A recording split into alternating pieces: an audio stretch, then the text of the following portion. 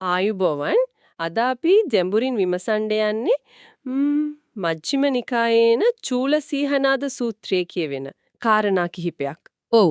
මේක ඉතින් භාග්‍යවතුන් වහන්සේ සවැත් නුවර ජේතවනාරාමේදී භික්ෂුන් වහන්සේලාට දේශනා කරපු දෙයක්.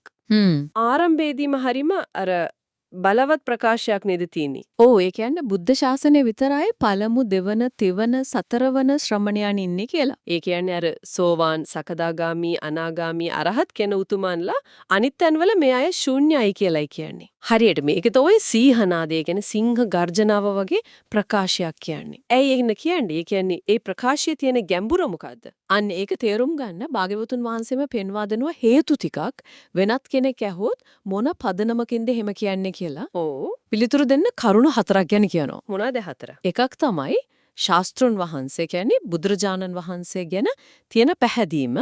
අනිත් එක උන්වහන්සේ දේශනා කළ ශ්‍රී සද්ධර්මය ගැන පැහැදීම. හරි. තුන්වෙනි එක මේ මාර්ගයේ යන කෙනාට තමන්ගේ සීලය හරියටම සම්පූර්ණ කරගන්න පුළුවන් කියන එක.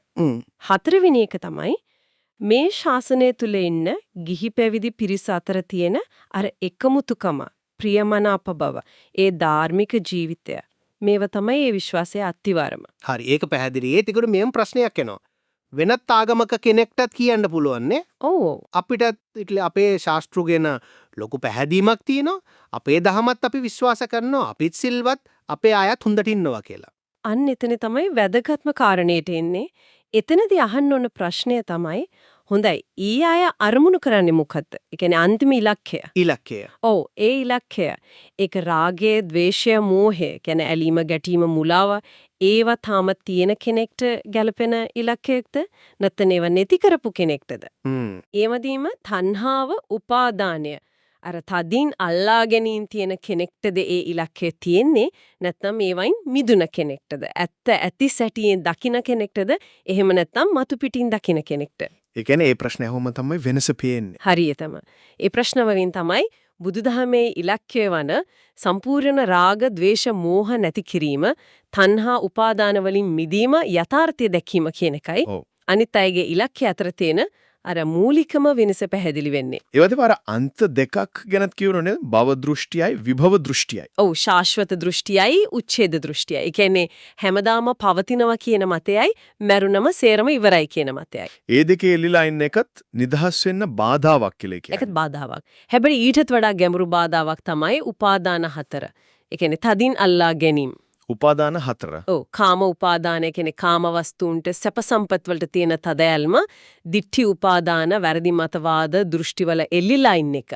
හරි. සීලබත උපාදාන ඒ කියන්නේ අර්ථයක් නැති නිකන් චාරිත්‍ර වගේ දේවල් වලට විතරක් ඇලී ගලී ඉන්න එක.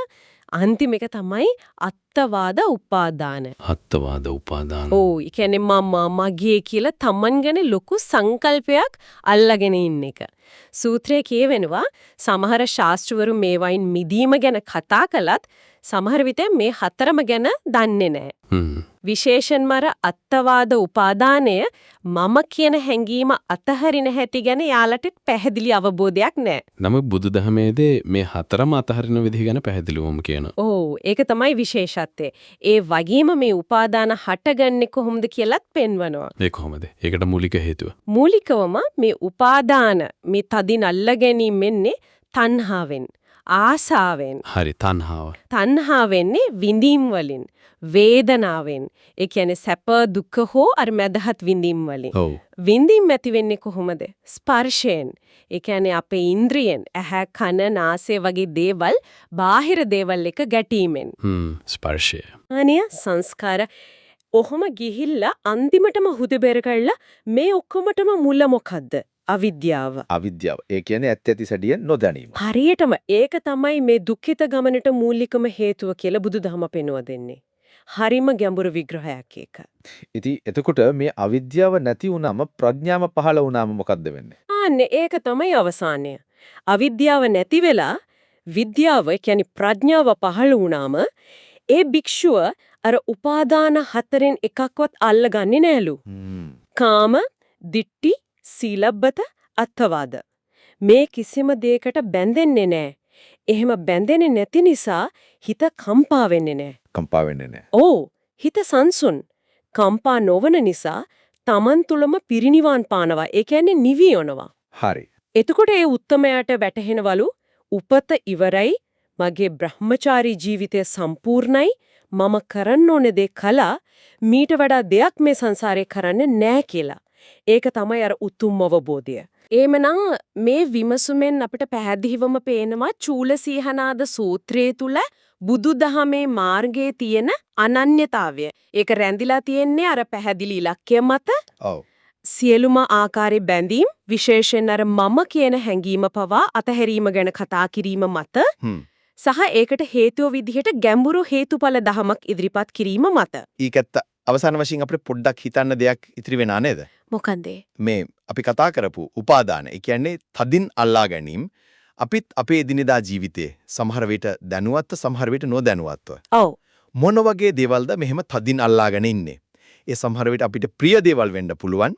එහෙම නැත්නම් අපි හරි කියලා හිතන මතවාද, අපි නිතර කරන වත්පිළිවෙත්, එහෙමත් නැත්නම් අර මගේ කියන හැඟීමම වෙන්නත් පුළුවන්. ඉතින් මේ අල්ලා ගැනීම ඇත්තටම අපේ මනසේ නිදහසට අපේ සැබෑ සුවයට කොහොම බලපානවද කියලා ටිකක් හිතලා බලන්න වටිනවා.